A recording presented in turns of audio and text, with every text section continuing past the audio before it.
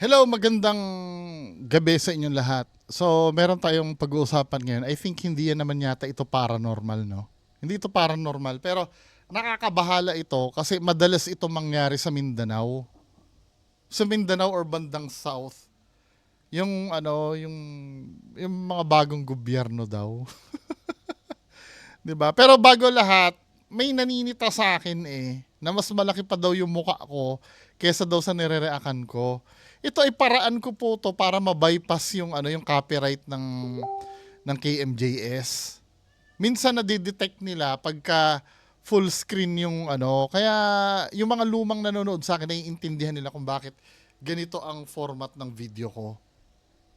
Kadalasan po kasi kiniklaim ng GMA yung copyright pagka full screen yung ginagawa ko. Sana maintindihan nyo. Matagal ko na pong diskarte din kasi ito. So, panoorin natin tong sa KMJS na to, no? Ang mga tiga Surigao City sa Mindanao, nung ang mga business establishment doon Iba pa ba yung Surigao sa Siargao? Kaya minsan iniisip ko, hindi ba parang accent lang yung Siargao? Magkaiba yun, Surigao sa Siargao. bigla na lang pinadlock ng isang grupo habang may daladalang mga itak at samurai. Nagpakilala raw silang di umano bagong gobyerno. Sa federal, teka mo mga bastos mo. Naalarma ang mga negosyante sa Surigao City nitong mga nakaraang linggo. Haras kami din ng mga federal. Ang ilan kasi sa kanilang mga establishmento Ilag dong, ilag. Ono, kumana ang oras. sa pilitang isinara at ipinadlock ng mga armadong tao na may hawak pang mga itak at samurai. Katana yun ang samurai tao. Sabagay, nakasanayan na natin na samurai ang tawag doon. Paano mo yung lugar sa Pilipinas? Mga bastos mo gud. Ano sabi? Itak at samurai. Paano mo yung lugar sa Wala na kayong lupa sa Pilipinas. Pilipinas? Mga bastos mo gud mo. Kamu may basko! Ayon sa mga armadong tao, hindi raw sumunod ang mga may-ari ng mga establishmento sa ipinapatupad nilang batas. Nagpugos kami paglak nila, taga-federal. Dari kami na Bawal yan Pwede nilang kasuhan yan ng Nilak sila sa loob. Hindi ba pwedeng yan, illegal detention kahit sarili mong bahay dun ka dinitain? Illegal detention pa rin yan. Kausapin ko nga si Attorney Him. Message ko. Hindi ba illegal? Yung mga nakakaalam, illegal detention din ba yan?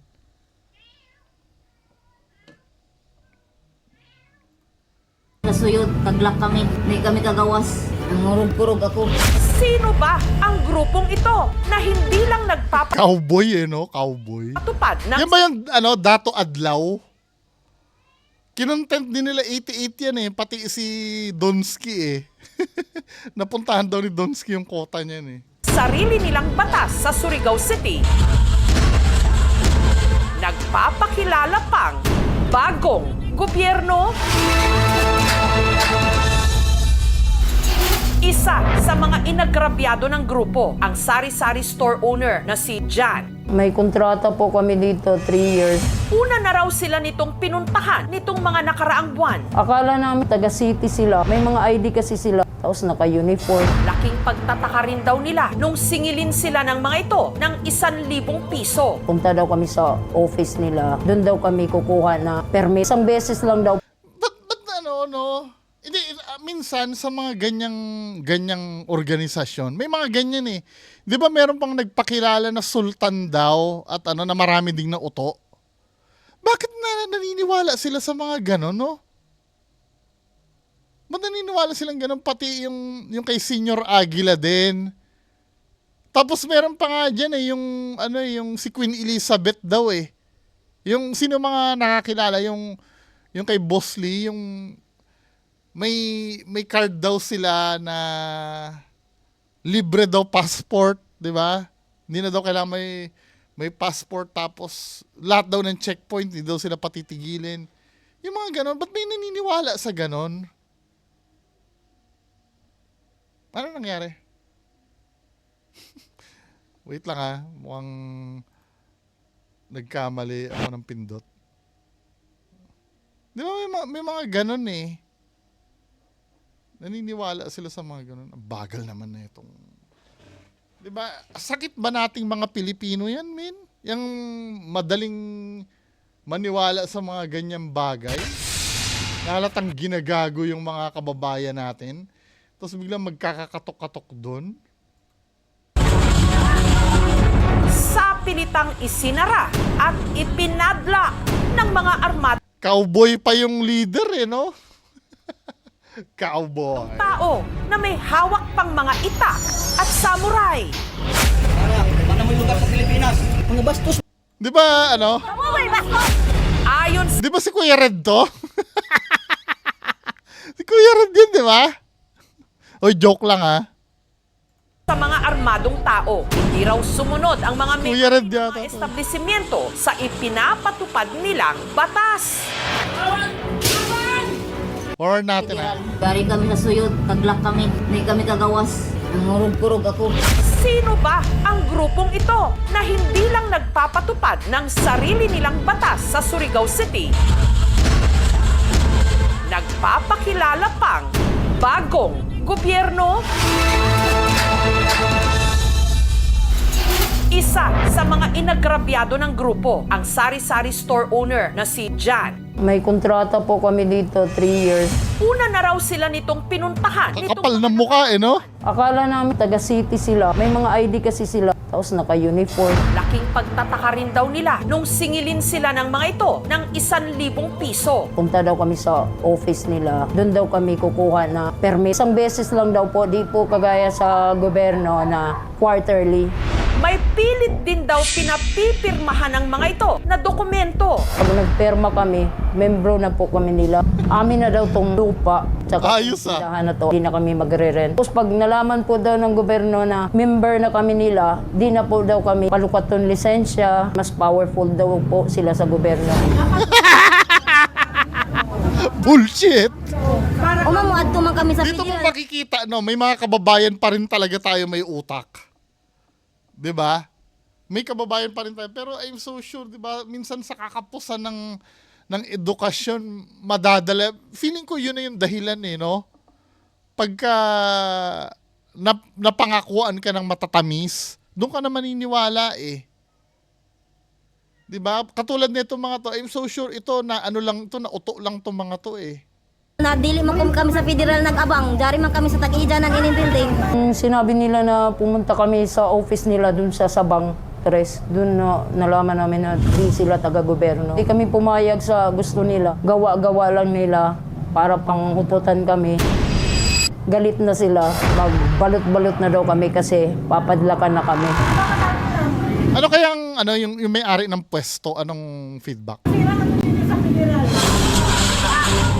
Bagay na tinutuor ng mga armadong tao. Para sa kami diri ng mga federal. Bandang alas 5 ng umaga kasi, tung January 24, sinugod ang tindahan ni Kuya Red to di ba? Jan ng 10 Kumukha ni Kuya Red talaga eh. Pinapalabas kami. Galit na po sila. Nakamata kami. Sa legalite. Uy, legalite. Nagkuhan kami sa gobyerno. Nagkuhan na kami ng permit. Nagkuhan na kami ng permit. Ang gobyerno walay lupa. Ang tribo mo ay owners ang sislalan. Samo. Kay kalabanon ng batas. Kami medyo rason. Kalabanin yung batas, hangin, tubig, ano? Sabi ganun dito. Kalabanin yung batas, hangin, tubig, lupa at apoy. Pag mga ganyang banatan, alam nyo na. Kay kalabanon ng batas. Kakalabanin mo yun? Medyo rason. Hangin, lupa, tubig. Pagtawag ka mo. Yung respeto rin sa balaod sa Diyos. Balaod sa Diyos. O balaod din sa Diyos. Ilang dong ilang. Uno, kumana ako. Grabe talaga to si Kuya Red eh, no? Dahil nagmatigas, sa pilitang isinara at ikinandado ang tindahan ni Jan. Kaya natrap sila sa loob.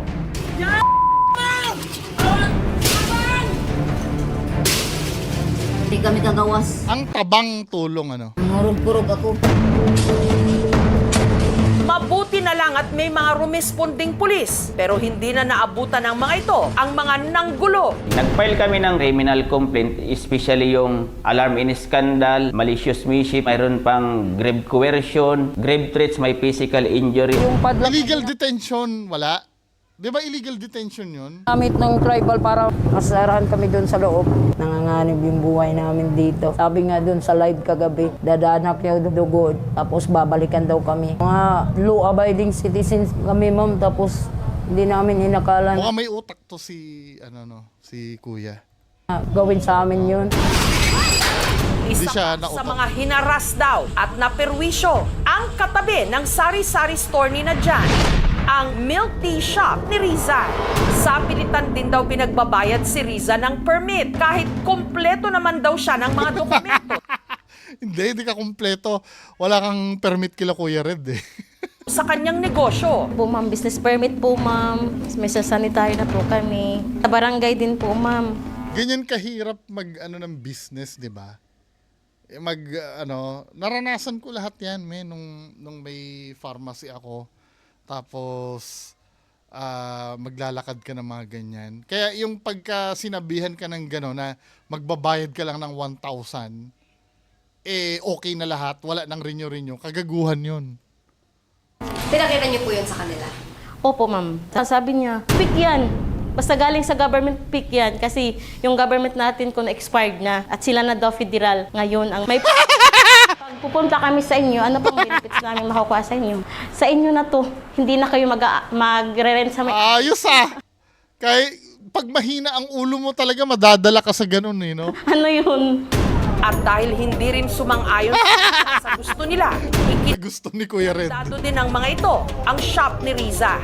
Dating ko po na around 9:30 a.m., nakita ko na lang po na may nakasabit na po na tarp. Announcement, no trespassing. Ito po yung tarp na sinabit po ng mga taga-federal. Talagang announcement, may no trespassing. An ancestral land under the management of federal tribal government.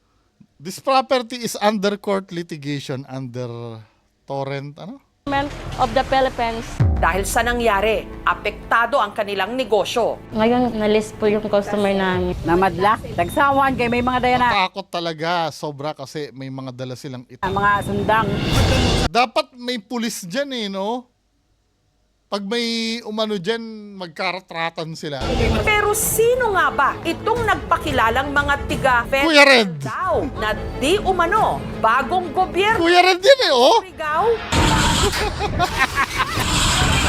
Ang tinutukoy ni na Jan at Riza, ang Federal Tribal Government of the Philippines o Kulto ito, men. Yung mga ganyan, yung mga nakaputi na ganyan. FTGP, Mukhang pasok ito sa paranormal, men nagpapakilalang religious group na pinamumunuan ng kanilang mga lider na sina Bae Lourdes at si Datu Adlaw. Kami ang totoong Kuya Red. inkantado po. Dahil si Baidato, sa hangin, tubig, lupa, apoy po. Ayon sa kanilang pinaniniwala, Pag mga ganyan, yung may mga elemento na, di ba? Yung mga elementong apoy, come on. Di ba? Common sense na lang di ba? ang FTGP raw ang tunay na nagmamay-ari ng buong Pilipinas na ito. Pero, alam mo, believe ako dyan, marami silang napapaniwala, no? I'm so sure hindi naman may topak yung mga naniwala dyan. Maaring sila may tililing, pero yung mga napaniwala niya, hindi ako naniniwala. Lahat yung may topak yun. Di ba? Nuturing din daw nila ancestral land. Ang atong nasod is balaang nasod. Ating Turing din daw nila ancestral land. Ang atong nasod ang ating bansa ay isang sagradong bansa. is balaang nasod. Puluyan na sa Ito si Dato Adlaw Akala ko si Kuya Red. Tirahan ng mga hari, reyna, prinsipe at prinsesa na walang kamatayan. Nako. mga hari ray na prinsipe o mga prinsesa wala sila kamatayon. Puti ang atong dugo. Puti ang ating dugo, Dugo dugo sa Dios. Mudapat sa lupa mahimong gulawan. Karon nahaluan na kita sa mga Dahil nahaluan na ng mga mananakop, kaya ang dugo natin ngayon ay pula. intruders mo nang nahimong pula. Asa man giingon yung mga ancestral land, sir? Kini-Intero Surigao? Kinisuri ka oo. Tibuok Pilipinas. Kaya plano raw nilang bawiin ang Pilipinas at uumpisahan daw nila ito sa Surigao City. kung saan naroon ang kanilang headquarters. Dito Ayos, sa Barangay Sabang 3 sa Surigao City, May naniniwala, ano? matatagpuan ang compound na ito na tahanan ng nasa 40 mga kasapi ng FTGP. Bantay sarado ito. Hindi basta-basta makakapasok ang mga hindi nila miyembro. Unsa may assurance kung miyembro ka aning FTGP? Ano ang kasiguraduhan kapag miyembro ka ng FTGP? Kaluwasan sa material and spiritual. Kaligtasan sa material at spiritual. O, di ka pwede kasuhan, di ka pwede resume, bisag nakawarant kapag exemption ka sa ini mandato. Kasi may exemption ka sa any mandatory authority sa government pag may diplomatic immunity ka. Authority sa government, pag may Partially nakikitaan ko naman siya ng intelligence, no? Pero ano to may tililing na to eh. May tawag niya sa kondisyon na eh. Mamaya, baka magsalita yung expert. Parang, may messianic complex siya. Alam niyo yon, yung parang feeling niya siya yung tagapagligtas. diplomatic immunity ka. Sinubukan naming kuhanan ng panig si Datu Adlaw para sagutin ang mga akusasyon laban sa kanilang grupo at sa kanilang mga ipinaglalaban. Si Bae po. Nag-relax. Tumatanggap ng Parang mga tanga no? Nagbibideo pa talaga eh. Pero bawal daw itong maistorbo. Gayunman, nagpaunlak ng panayam ang isa sa dati nilang miyembro, si Gardo, na malapit daw na kaibigan noon ni Datu Adlaw. Si Datu Adlaw, dating blessor ng espiritual. Parang siya ang... Ayos oh! Pare. Nagdadamit na pampare, no? Di ba pare ito, yung may JHS na yan? Di ba? Ayos may mga nagdadamit ng pare dyan, men. Pare, o nagbibili siya ng mga tao. 2 beses siya na naginip na aalis siya ng simbahan dahil may utos sa kanya ang taas-taasa na sasali daw siya sa federal. Bagong gobyerno daw ang tribal. Istrikto raw ang pamamalakad sa loob. Bawat tao may samurai, pinagawa nila. Siguro kami kung tutuusin ni mga 200, marami nang tinanggal. Dahil ang hindi sumusunod sa batas ng federal, tatanggalin. So, sa Makatwid, marami nandun.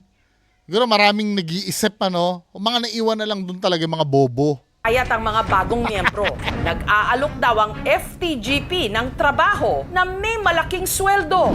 Isa sa mga nasilaw, ang tiga Davao de Oro na si Danilo. Sa ilang mga pagsalig, tag 18,000 ang monthly. Mudagan og 50,000. Hanggang 50,000. Mag-jamis compound. Pagdating sa Surigao City, hiningan daw sila ng 1,000 pesos para sa Kayo na nga ang hihingan pa kayo. tinatawag nila diplomat. Kung ma-membership ka sa federal tribal, pag mayroon ka nito, pwede na kang gamit mo sa pagbiyahe. Kahit saan ka punta, ito ang ipakita sa mga naka-checkpoint o kahit walang lisensya.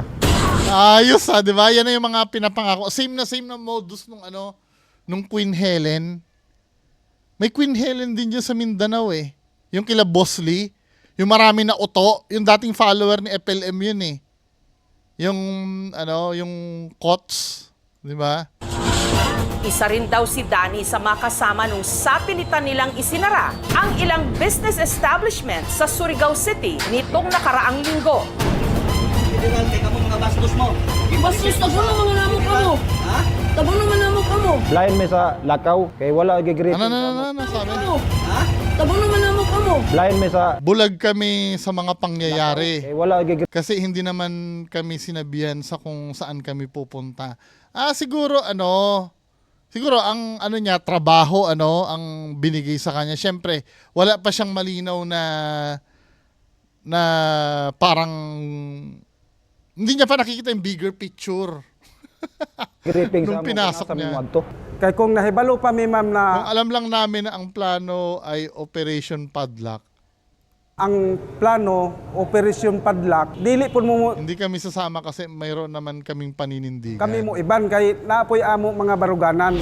Pero sa kabila raw ng pagtupad nila sa mga iniutos sa kanila, si Ruel, Danny at si Gardo, wala raw natanggap ni isang kusing. Mahay, mura biktima lang ko sa ilang mga pasalig. Bagay, kahirapan din, Yun din ang reason eh. Maganda nga naman biro mo, magkakaroon ka ng sweldo na 50,000 a month, okay na, di ba? Kaya nitong Miyerkules, kasama ang 13 pa nilang mga kasama, sina Gardo, sumuko sa mga otoridad. Paano nakakain na sa pamilya ko? Tuldukan na natin ating pagsasama. Yung hawa ko ma'am kay Umalis ako dahil hindi ko na maintindihan yung pamamahal. pinagkakasabot sila mga pamagi. Biktima sila ng large-scale illegal recruitment. At the same time, dahil dun sa na-recruit nila, mayroong minor, pinailan din namin sila ng Trafficking in Person Act of 2003 or Nako! Republic Act 920. That is a serious violation of... Non-bailable yun, di ba? Nung araw ding yon, ang mga pulis may dinakip na lalaki sa checkpoint na napag-alamang kasapi rin sa FTGP. Pakita mo yung ano mo, yung immunity mo.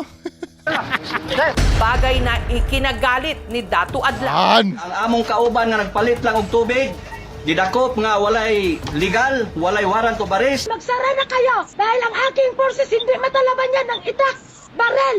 Pero depensa ng mga otoridad, legal ang pag-aresto nila sa lalaki. Na-intercept sila doon sa may checkpoint. Ipagtalo pa rin yung mga member. Ang nandun lang sa kanila, yung samurai. Di ba? Magmumukha kayong tanga eh. Papakita niyo yung papel nyo. Ito yung contradicting dun sa inaano ng adlaw na yan. Bibigyan kayo ng papel na ang kalaban nyo rin government, hindi o-honor yung papel nyo, common sense ang gagamitin. Let's say, sabihin na natin na totoo yung sa inyo, kalaban nyo, hindi o-honor yung papel nyo.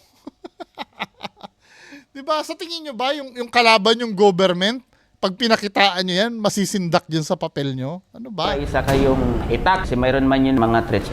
Hinihintay na lang daw ng mga otoridad para tuluyan ng maibigay ang warrant of arrest kina Datu Adlaw. Nako, yari Dineployan ka. namin ng maraming police personnel doon sa area para ma-contain, ma-isolate, saka hindi siya makapanakit ng ibang tao. Yung nandun pa sa loob ng compound, karamihan doon, nasama na doon sa complaint. So basically, paglabas no ng... Ang masakit niyan, 'di ba? Lalaban ng patayan 'yan. Siyempre, naniniwala silang hindi sila tinatalaban. Naalala niyo yung grupong Tadtad? Ito yung sinasabi ko eh. Kapag kukonsintihin mo yung maling paniniwala, maraming mapapahamak na kababayan natin. Yan ang hindi nyo naiintindihan. Yung igagalang ang paniniwala. Gago! Di ba? Igagalang mo yung paniniwala ng mga yan. Naniniwala sila hindi sila tatalaban ng itak.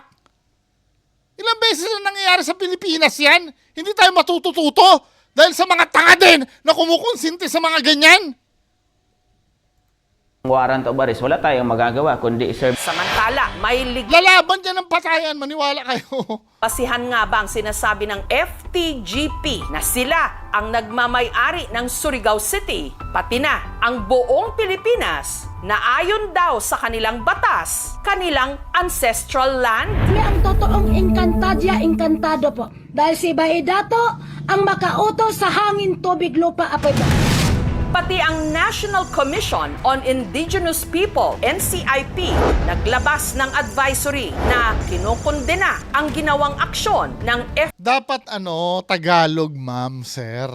Tagalog ang ilabas yung advisory. Malay lang ng ang mga kababayan na natin na naniwala dyan, wala namang edukasyon na proper. Tagalog or kahit yung sa dialekto nila, hindi ganyang English.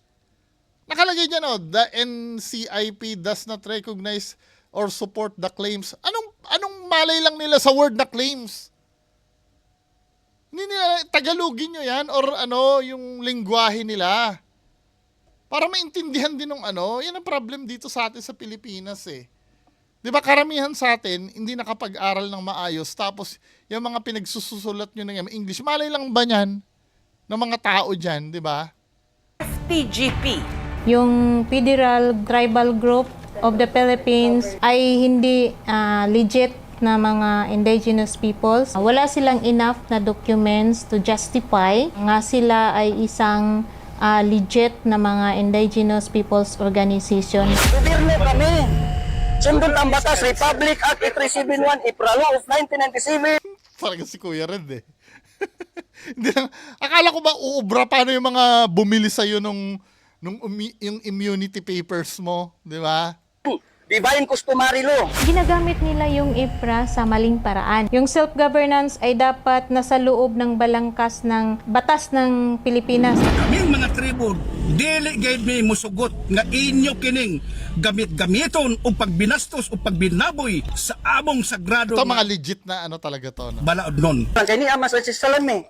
Nandito rightful owner kami na Pulo namin sa Ancestralan. Hindi sila maka-justify or makabigay ng proof talaga na sa kanila yung ancestral domain. Yung claim nila is next to impossibility. Isa lang naman dito ang gobyerno ng Pilipinas, the Republic of the Philippines. Maraming mga ganitong grupong nabubuo sa mga remote areas dahil yung benepisyo ng gobyerno hindi po na ibibigay sa kanila. Kung mabibigyan natin ng sapat na talino yung mga kababayan natin, Ibig sabihin bobo. Bobo ba yun? Sila kikilos or gagalaw ng labas sa batas or laban sa batas. Maging Feeling ko ayusin na nila dapat yan. Magagaya sa grupong tad-tad yan eh. maingat ba, especially yung pag-join sa mga organization. Dapat marunong tayo na mag-determine kung scam ba yung activity. Iti-take advantage talaga nila yung... Hindi sir eh. Kasi yung mga kababayan kasi natin, syempre, kapos sa kaalaman, kailangan talagang magkaroon ng information drive yan eh. Sa mga ganyan. At saka sana yung mga paraphernalia na gagamitin doon, wag English. Ipaunawa talaga sa tao. Ang mangunguna dyan dapat yung barangay. Paano ko yung barangay itakot din dyan? Di ba? Kailangan i-educate yung mga tao talaga. Kahit pa sabihin mong paniniwala nila yun, kailangan sabihin talaga natin kung ano yung totoo. Di ba? Sasabihin yung totoo. Huwag natin bula-bulahin para gustuhin lang tayo. Educational attainment ng tao plus yung kahirapan ng tao. Pinagsisihan ako. Dahil maraming tao nadadamay. Huwag na lang kayong sumali dahil napipirahan ng kayo. Igalang natin ang paniniwala. Gago! May mga tribo, dili gayud mi musugot. Nagsalita na ang ibang mga lider na mga katutubo.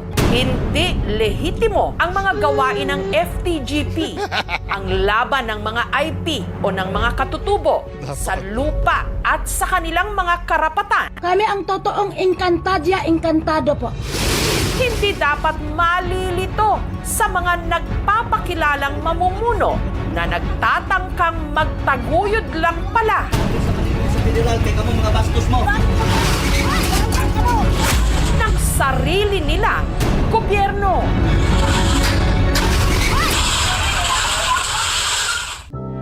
Dapat hulihin nila yan eh. Hulihin nila yan. Para maipakita na hindi uubra yan ganyan. Baka mamaya may mag-modus na naman ng ganyan uli. Anyway, maraming salamat po sa inyong lahat, sa inyong panonood. Magandang gabi po. Bye-bye.